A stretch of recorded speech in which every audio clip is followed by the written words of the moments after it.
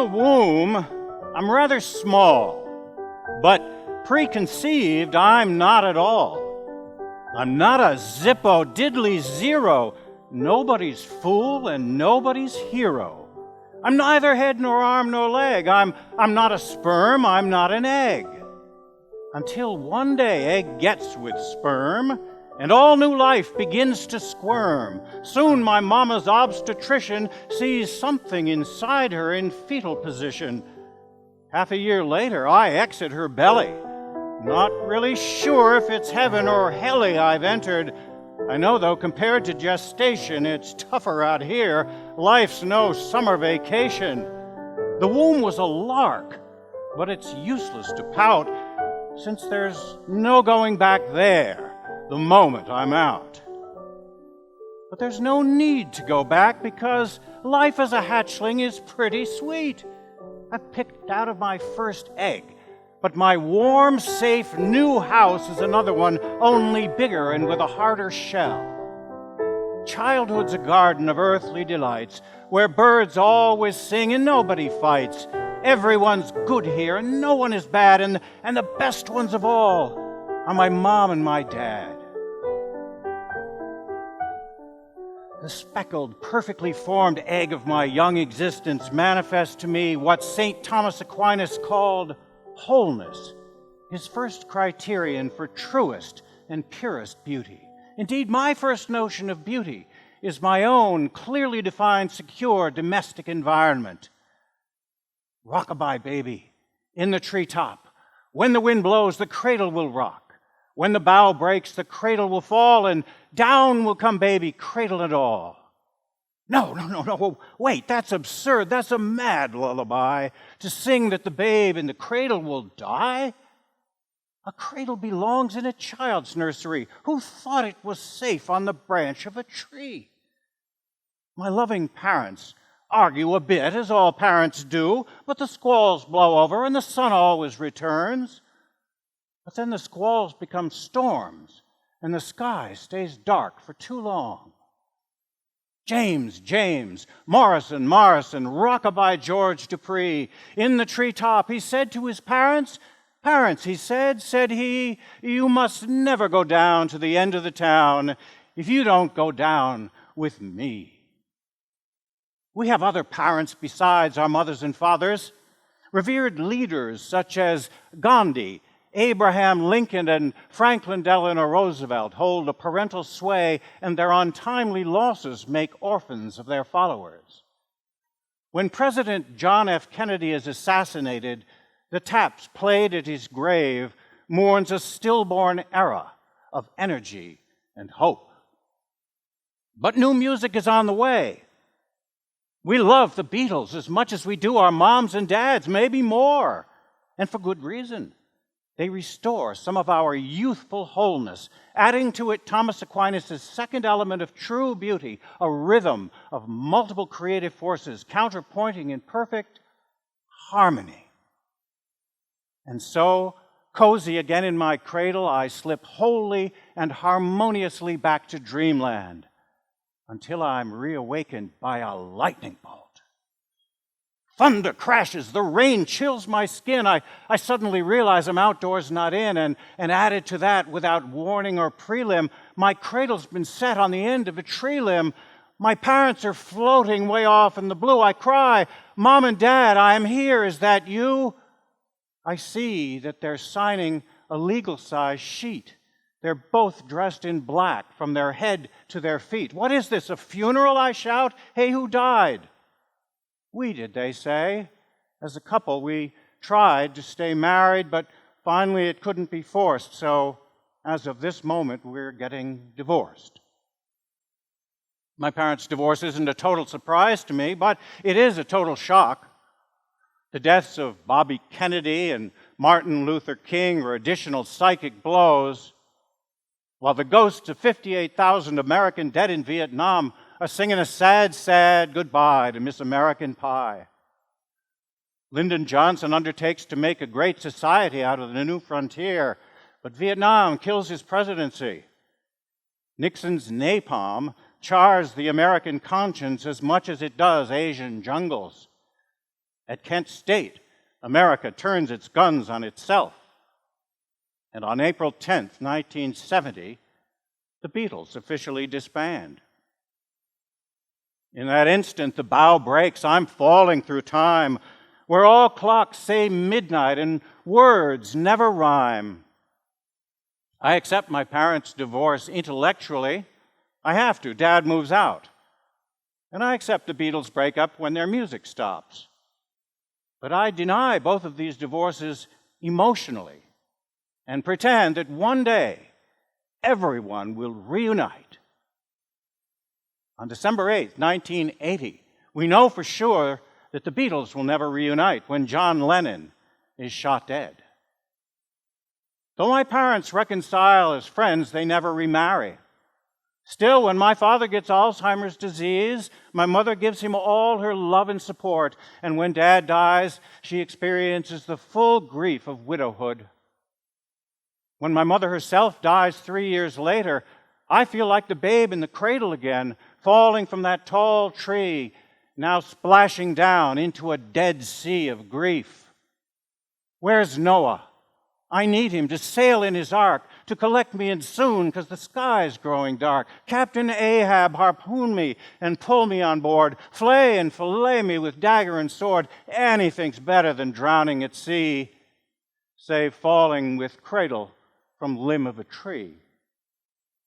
Because that's how this mess began, with my rockabye baby fall in my cradle from that damn treetop and that damn lullaby.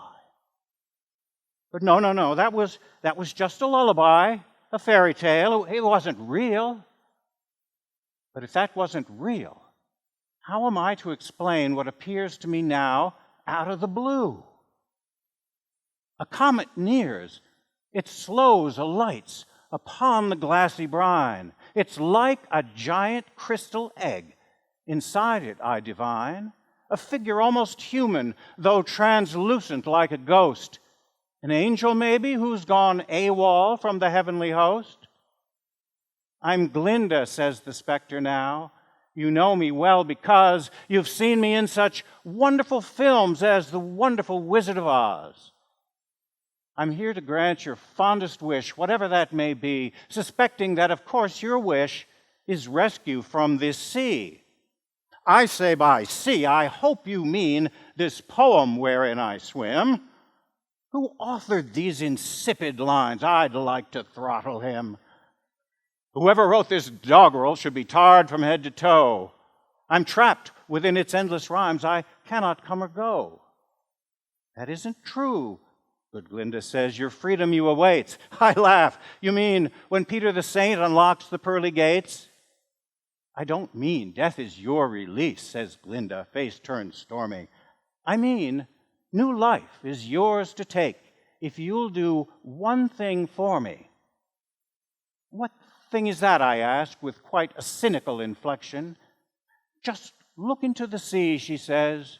Behold your own reflection. I look, and there I see a mug so wild it leaves me fainting, all my features scrambled like some nightmare cubist painting. Or maybe more like Humpty Dumpty fallen from his roost onto solid ground and into eggish ships reduced. No wholeness in that face, I say. No harmony, no beauty. Look again, sweet Glinda says. I think you'll see a cutie. I say I can't. She says you must. And this time, don't dismiss it.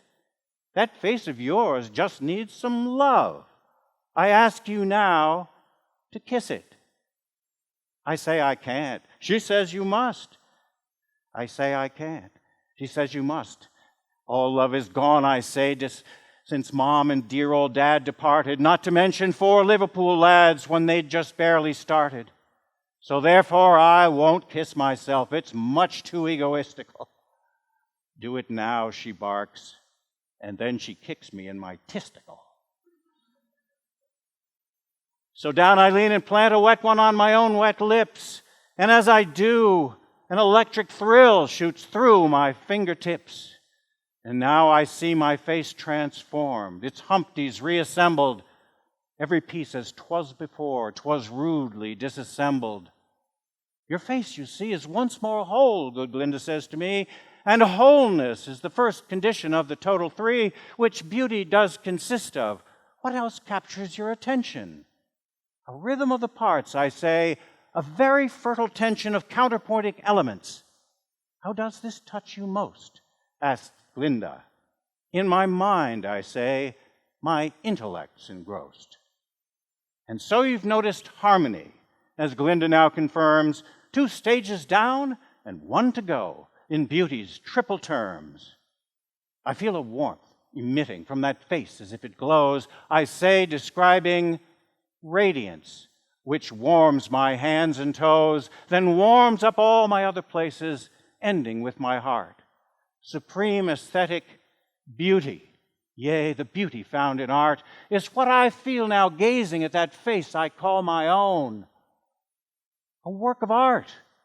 That's me, in every sinew, cell, and bone. So long, farewell, says Glinda now, and don't forget to write. Say hello to folks back home. Don't let the bedbugs bite. Oh, and yes, one other thing before you disappear. You must agree to one condition, which I'll now make clear. Here's the deal. I grant you life. You promise in return to tell your story far and wide. Your freedom thus you'll earn. I wish you now a bon voyage, a pleasant journey too. She waves, I rise into the air and sail off in the blue. And now I'm home, and sometimes nights when lying on my cot, I wonder who that Glinda was. My mom, perhaps, or not. Who knows? It doesn't matter. And so I drift away, and now I'm in my cradle on that long-lost, fateful day, when Cradle fell from that tall tree, and I came tumbling after. But now my cries aren't those of fear. They're peals, joyful laughter. Partly I'm the laughing babe who's rocked away to sleep. Partly I'm the parent with its baby soul to keep. I'm child and parent all at once, like brood hen and her brood, laying eggs and being laid to hatch when in the mood. Egg seems quite the best word now to use as I conclude. An egg's a world unto itself, with lat and longitude. Within it, yolk and white conjoin, and then the shell cracks open. And that's my last line, or at least my last line you were hoping. My last line now is this. It's guaranteed in any weather. It's I am he, you are she, and we are all together. That's odd, I know, but try to see the child inside me begs. Just humor me, we're hens and roosters, and we're all their eggs. Thank you.